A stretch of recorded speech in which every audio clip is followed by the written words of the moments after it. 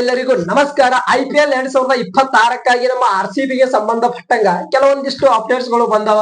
ಈ RCB unboxing event ಬಗ್ಗೆ ಆಯ್ತು. ನಮ್ಮ RCB ತಂಡದ ಬೌಲಿಂಗ್ ಲೈನಪ್ ಅಂದ್ರೆ ಸ್ಟಾರ್ಟಿಂಗ್ ಮ್ಯಾಚ್ ಒಳಗೆ ನಮಗೆ ಜೋಶ್ ಹೆಜಲ್ವುಡ್ ಅವರು ಇರಂಗಿಲ್ಲ. ಇನ್ನು ಯಶ್ ದಯಾಳ್ ಈ ಪ್ಲೇಯರ್ ಆಡ್ತಾ ಇತ್ತೋ ಇಲ್ಲೋ ಗೊತ್ತಿಲ್ಲ. ಈ ಪ್ಲೇಯರ್ಸ್ ಗಳನ್ನ ಬಿಟ್ರು ನಾವು ಯಾವ ರೀತಿ ಬೌಲಿಂಗ್ ಲೈನಪ್ ಅನ್ನ ನಮ್ಮ RCB ತಂಡದೊಳಗೆ ಆಡಿಸಬಹುದು, ನಮಗೊಂದು 3 ಆಪ್ಷನ್ ಗಳನ್ನ ಕೊಟ್ಟಾರ. ಇಂತಿಂತ ಪ್ಲೇಯರ್ಸ್ ಗಳನ್ನ ನೀವು ಆಡಿಸ್ಕೋಬಹುದು ಅನ್ನುವಂಥದ್ದನ್ನ, ಆ 3 ಆಪ್ಷನ್ ಒಳಗೆ ನೀವ್ ಯಾವ್ದನ್ನ ಆಯ್ಕೆ ಮಾಡ್ಕೊಳ್ತೀರ ಅನ್ನುವಂಥದ್ದನ್ನ ತಪ್ಪದೆ ಕಮೆಂಟ್ ಬಾಕ್ಸ್ ಒಳಗೆ ಕಮೆಂಟ್ ಮಾಡ್ರಿ. ಇನ್ನು ತಡ ಮಾಡುವಂತದ್ದು ಬೇಡ, ಡೈರೆಕ್ಟ್ ಆಗಿ ವಿಷಯಕ್ಕೆ ಬರೋಣ ಅಂತ. ಅದಕ್ಕಿಂತ ಮೊದಲು ನೀವೇನು ನಮ್ಮ ಚಾನಲ್ ಗೆ ಸಬ್ಸ್ಕ್ರೈಬ್ ಮಾಡ್ಕೊಂಡಿಲ್ಲ ಅಂದ್ರೆ ಫಟ್ ಅಂತೇಳಿ ಒಂದು ಸಬ್ಸ್ಕ್ರೈಬ್ ಅನ್ನ ಮಾಡ್ಕೊರಿ. ಹಂಗ ವಿಡಿಯೋ ಇಷ್ಟ ಆಯ್ತಪ್ಪ ಅಂದ್ರೆ ಒಂದು ಲೈಕ್ ಕೊಡ್ರಿ. ಈಗ ಅನ್ಬಾಕ್ಸಿಂಗ್ ಇವೆಂಟ್ ಬಗ್ಗೆ ಎಲ್ಲರಿಗೂ ಕೂಡ ಗೊತ್ತಿತ್ತು. ಇಂದ ಅಪ್ಡೇಟ್ಸ್ ಗಳು ಬಂದಿದ್ದು ಮಾರ್ಚ್ 22ನೇ ತಾರೀಕಿಗೆ ನಮ್ಮ RCB ತಂಡ ಅನ್ಬಾಕ್ಸಿಂಗ್ ಇವೆಂಟ್ ಅನ್ನ ಮಾಡಬಹುದು ಅನ್ನುವಂಥದ್ದು. ಇವತ್ತು ಆಲ್ರೆಡಿ ಮಾರ್ಚ್ 22.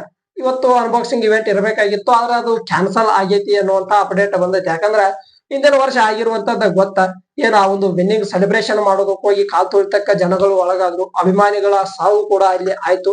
ಹಿಂಗಾಗಿ ನಮ್ಮ RCB ತಂಡ ಈ ಒಂದು ಅನ್ಬಾಕ್ಸಿಂಗ್ ಇವೆಂಟ್ ಅನ್ನ ಕ್ಯಾನ್ಸಲ್ ಮಾಡ್ಕೊಂಡಾರಂತ. ಅಂದ್ರ ನೋಡ್ರಿ, ಇಲ್ಲಿ ನಮ್ಮ RCB ತಂಡಕ್ಕ ಈ ಒಂದು ಚಿನ್ನಸ್ವಾಮಿ ಸ್ಟೇಡಿಯಂ ಒಳಗ ಈ ಒಂದು ಪಂದ್ಯಗಳನ್ನ ಆಡೋದಕ್ಕ ಅವಕಾಶ ಸಿಕ್ಕಿರೋದ ಒಂದು ದೊಡ್ಡ ಪುಣ್ಯ ಅಂತೇಳಿ ನಾವು ಅನ್ಕೋಬೇಕು. ಯಾಕಂದ್ರೆ ಹಿಂದಿನ ಸೀಸನ್ ಒಳಗ 11 ಜನ ಅಲ್ಲಿ ಮರಣ ಹೊಂದಿದ್ರು. ಆದ್ರೂ ನಮ್ಮ ಕರ್ನಾಟಕ ಕ್ರಿಕೆಟ್ ಅಸೋಸಿಯೇಷನ್ ಅವರು ದೊಡ್ಡ ಮನಸ್ಸು ಮಾಡಿ ನಿಮಗೆಲ್ಲ ಏನೇನು ಸ್ಪೆಷಾಲಿಟಿಗಳು ಬೇಕು ಎಲ್ಲದನ್ನು ನಾವು ಅರೇಂಜ್ ಮಾಡ್ಕೊಡ್ತೀವಿ, ಆದಷ್ಟು ನೀವು ಚಿನ್ನಸ್ವಾಮಿ ಸ್ಟೇಡಿಯಂ ಒಳಗ ಮ್ಯಾಚ್ ಗಳನ್ನ ಆಡಿಸಿರಿ ಅಂತೇಳಿ ನಮ್ಮ ಮ್ಯಾನೇಜ್ಮೆಂಟ್ ಅವರಿಗೆ ರಿಕ್ವೆಸ್ಟ್ ಮಾಡ್ಕೊಂಡ ಎಲ್ಲದನ್ನು ಕೂಡ ಈಗ ಸರಿಪಡಿಸಿಕೊಂಡಾರ. ಮತ್ತೆ ಈ ಒಂದು ಅನ್ಬಾಕ್ಸಿಂಗ್ ಇವೆಂಟ್ ಮಾಡ್ಕೊಳಕ್ ಹೋಗಿ ಮತ್ತೊಂದು ಏನಾದ್ರು ಸಮಸ್ಯೆ ಆಯ್ತಪ್ಪ ಅಂದ್ರೆ ಯಾಕೆ ಬೇಕು, ಈ ಅನ್ಬಾಕ್ಸಿಂಗ್ ಇವೆಂಟ್ ಬೇಡ ಈ ವರ್ಷ ಅಂತೇಳಿ ಕ್ಯಾನ್ಸಲ್ ಮಾಡ್ಕೊಂಡಾರ ಅನ್ನುವಂತ ಅಪ್ಡೇಟ್ ಐತಿ.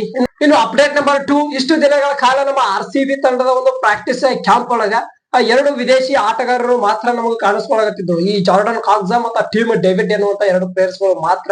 ನಿನ್ನೆ ಮತ್ತೆರಡು ಪ್ಲೇಯರ್ಸ್ ವಿದೇಶಿ ಆಟಗಾರರು ಬಂದು ನಮ್ಮ RCB ತಂಡದ ಪ್ರಾಕ್ಟೀಸ್ ಕ್ಯಾಂಪ್ ಅನ್ನ ಜಾಯಿನ್ ಆಗ್ಯಾರಂತ. ಯಾರು ಫಿಲ್ ಸಾಲ್ಟಾ ಮತ್ತು ಈ ಜಾಕೋಬ್ ಬೆಥೆಲ್, 2 ಇಂಗ್ಲೆಂಡ್ ಪ್ಲೇಯರ್ಸ್ ಗಳು ಈಗ ಸೇಫ್ ಆಗಿ ಬಂದು ನಮ್ಮ RCB ತಂಡದ ಪ್ರಾಕ್ಟೀಸ್ ಕ್ಯಾಂಪ್ ಅನ್ನ ಜಾಯಿನ್ ಆಗ್ಯಾರ. ಎಲ್ಲರೂ ಕೂಡ RCB ತಂಡದ ಒಂದು ಅಫಿಸಿಯಲ್ ಪೇಜ್ ಒಳಗ ನೋಡಿರ್ತೀರಿ ಆ RCB ಈ ಪ್ಲೇಯರ್ಸ್ ಗಳು ಬಂದವ ಅನ್ನುವಂಥದ್ದನ್ನ. ಇದು ನಮಗೆ ಖುಷಿ ವಿಚಾರ. ಯಾಕಂದ್ರೆ ವಿದೇಶಿ ಆಟಗಾರರು ಈಗ ಆಲ್ರೆಡಿ ಜೋಶ್ ಹೆಜಲ್ವುಡ್ ಅವರನ್ನ ಕಳ್ಕೊಂಡಿರೋದ ಸಾಕ. ಎಲ್ಲಾ ಪ್ಲೇಯರ್ಸ್ ಗಳು ಸೇಫ್ ಆಗಿ ಬಂದು ಇಂಜುರಿ ಇರ್ಲಾರ್ದಂಗ ನಮ್ಗೆ ಆಡಿದ್ರೆ ಸಾಕು ಅನ್ನುವಂಗ ಆಗೈತಿ. ಈ 2 ಪ್ಲೇಯರ್ಸ್ ಗಳು ಮತ್ತೆ ಈಗ ನಮಗೆ ಬಂದಿರೋದು ಖುಷಿ ವಿಚಾರ. ಇನ್ನು ಅಪ್ಡೇಟ್ ನಂಬರ್ 3, ಇಲ್ಲಿ ನಮ್ಮ RCB ತಂಡದ ಬೌಲಿಂಗ್ ಲೈನಪ್ ಇಲ್ಲಿ ನೋಡ್ರಿ, ಎಲ್ಲಾ ಸರಿ ಇತ್ತು. ಜೋಶ್ ಹೆಜಲ್ವುಡ್, ಈ ಯಶ್ ದಯಾಳ್ ಎಲ್ಲಾ ಪ್ಲೇಯರ್ಸ್ ಗಳು ನಮಗೆ ಅವೈಲೇಬಲ್ ಇದ್ ಬಿಟ್ಟಿದ್ವಪ್ಪ ಅಂದ್ರೆ ಯಾವ್ದು ಟೆನ್ಷನ್ ಇರ್ತಿದ್ದಲ್ಲ. ಅದ ಹಿಂದಿನ ಸೀಸನ್ ಒಳಗೆ ಏನಿತ್ತು ಅದಾ ಬೌಲಿಂಗ್ ಲೈನಪ್ ಮುಂದುವರಿತೈತಿ ಅನ್ನುವಂಥದ್ದು ಎಲ್ಲರಿಗೂ ಕೂಡ ಗೊತ್ತಿತ್ತು. ಆದ್ರೆ ಈಗ 1-2 ಪ್ಲೇಯರ್ಸ್ ಗಳು ಅವೈಲೇಬಲ್ ಇರ್ತಾವೋ ಇಲ್ಲೋ ಅನ್ನುವಂತ ಕ್ವಶನ್ ಮಾರ್ಕ್ ಇರೋದ್ರಿಂದ ನಮಗೊಂದು 3 ಆಪ್ಷನ್ ಗಳು ಅದಾವ. ಈ 3 ಆಪ್ಷನ್ ಒಳಗ ನೀವ್ ಯಾವ್ದನ್ನ ಆಯ್ಕೆ ಮಾಡ್ಕೊಳ್ತೀರಿ ಅನ್ನುವಂಥದ್ದನ್ನ ಕಮೆಂಟ್ ಬಾಕ್ಸ್ ಒಳಗ ಕಮೆಂಟ್ ಮಾಡಿ. ಇಲ್ಲಿ ನೋಡಿ, ನಮಗ ಮೊದಲನೇ ಆಪ್ಷನ್ ಇರೋದೇನಪ್ಪಾ ಅಂದ್ರೆ ಭುವನೇಶ್ವರ್ ಕುಮಾರ, ಜಾಕೋಬ್ ಡಫಿ ಮತ್ತ ರಶಿಕದರ್ ಅಸ್ಲಾಂ. ಇಂಪ್ಯಾಕ್ಟ್ ಪ್ಲೇಯರ್ ಆಗಿ ಇಲ್ಲಿ ಸುಯೇಶ್ ಶರ್ಮಾ ಅವರು ಎಲ್ಲಾ ಪ್ಲೇಯಿಂಗ್ 11 ಒಳಗೂ ಇರ್ತಾರ.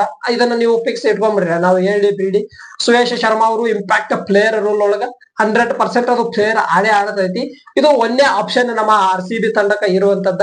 ಇನ್ನು 2ನೇ ಆಪ್ಷನ್ ನೋಡ್ರಿ, ಇಲ್ಲಿ ಭುವನೇಶ್ವರ್ ಕುಮಾರ, ಜಾಕೋಬ್ ಡಫಿ ಇವರ ಜೊತೆಗೆ ಮೊನ್ನೆ ನಮ್ಮ RCB ತಂಡ ತಗೊಂಡೈತಲ್ಲ ಮಂಗೇಶ್ ಯಾದವ್ ಎನ್ನುವಂತ ಪ್ಲೇಯರ್.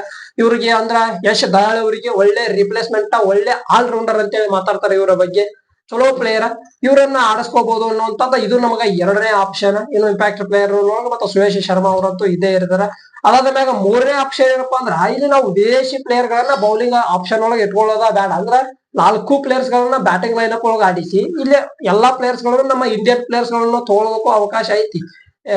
ಆದ್ರೆ ಈಗ ನೋಡಿ, ಫಿಲ್ ಸಾಲ್ಟಾ, ಜಾಕೋಬ್ ಬೆಥೆಲ, ಈ ರೊಮಾರಿಯೋ ಶಫರ್ಡ ಮತ್ತೆ ಟೀಮ್ ಡೇವಿಡ್ 4 ಪ್ಲೇಯರ್ಸ್ ಗಳನ್ನ ಬ್ಯಾಟಿಂಗ್ ಲೈನಪ್ ಒಳಗೆ ಹಾಕೊಂಡು ಇಲ್ಲಿ ನಾವು ಬೌಲಿಂಗ್ ಲೈನಪ್ ಒಳಗ ಪೂರ್ತಿ ನಮ್ಮ ಇಂಡಿಯನ್ ಪ್ಲೇಯರ್ಸ್ ಗಳನ್ನ ಆಡಿಸ್ಕೊಂಡ್ಬಿಡೋದು. ಅಂದ್ರೆ ಭುವನೇಶ್ವರ್ ಕುಮಾರ, ಮಂಗೇಶ್ ಯಾದವ್, ಅದಾದ ಮ್ಯಾಗ ಯಶ್ ದಯಾಳ್ ಅವರು ಬಂದ್ರಪ್ಪ ಅಂದ್ರೆ ಯಶ್ ದಯಾಳ್ ಅವರನ್ನ ಹಾಕೊಳ್ಳೋದು. ಇಲ್ಲಪ್ಪಾ ಅಂದ್ರೆ ಈ ಯಾರು ರಶಿಕದರ್ ಅಸ್ಲಾಂ ಅವರನ್ನ ಆಡಿಸ್ಕೊಳ್ಳೋದಕ್ಕೆ ಅವಕಾಶ ಐತಿ ಅಂತೇಳಿ ನಿನ್ನೆ ಇದೇ ಒಂದು ಪ್ಲೇಯಿಂಗ್ 11 ಅನ್ನ ಈ ಯಾರು ರವಿಚಂದ್ರನ್ ಅಶ್ವಿನ್ ಅವರು ಕೂಡ ಪ್ರೆಡಿಕ್ಷನ್ ಮಾಡಿದ್ರು.